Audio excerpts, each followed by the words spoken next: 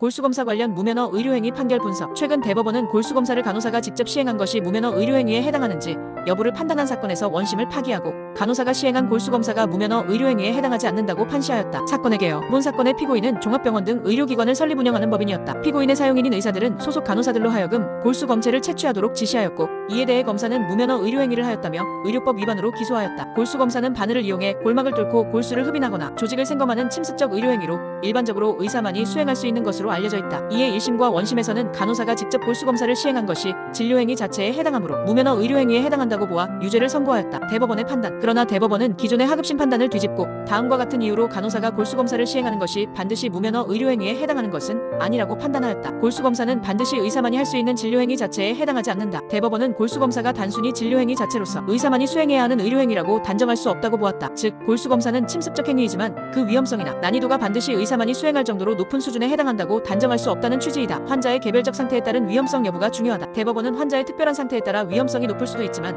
일반적으로 간호사가 시행하는 것이 진료보조의 범위를 벗어나지 않을 수 있다고 보았다. 진료보조 행위로 인정될 수 있다. 대법원은 의사가 직접 입회하지 않더라도 일반적인 지도 감독 아래 간호사가 골수검사를 수행하는 것이 가능하다면 이는 진료의 보조에 해당한다고 보았다. 즉 의료법상 무면허 의료행위에 해당하려면 의사의 지도 감독이 배제된 채 간호사가 독립적으로 의료행위를 수행해야 하지만 이번 사건에서는 병원의 관리 감독 아래 이루어졌으므로 무면허 의료행위로 보기 어렵다는 것이다. 판결의 의미 및 시사점. 의료행위와 진료보조행위의 경계 조정. 이번 대법원 판결은 의사만이 수행해야 하는 의료행위의 범위를 보다 엄격하게 제한하면서 일정 수준의 의료행위는 간호사의 진료보조로 인정될 수 있음을 명확히 했다. 기존 판례들은 비교적 보수적인 입장에서 간호사의 침습적 의료행위를 제한하는 경향이 있었으나 이번 판결은 일정한 범위 내에서 의사의 지도 감독이 있다면 간호사도 침습적 의료행위를 할 수 있다고 인정한 셈이다. 이 의료기관의 운영 및 역할 변화. 이번 판결은 간호사의 역할 확대 및 의료기관의 효율적인 운영에도 영향을 미칠 수 있다. 의료 인력 부족이 지속되는 상황에서 간호사가 수행할 수 있는 의료행위의 범위를 넓히는 것이 현실적인 해결책이 될 수 있다. 의료법 해석의 변화 가능성. 이번 판결을 계기로 향후 다른 침습적 의료행위도 진료보조행위로 인정될 가능성이 커졌다. 법원이 간호사 등의 업무 범위를 보다 유연하게 해석하면서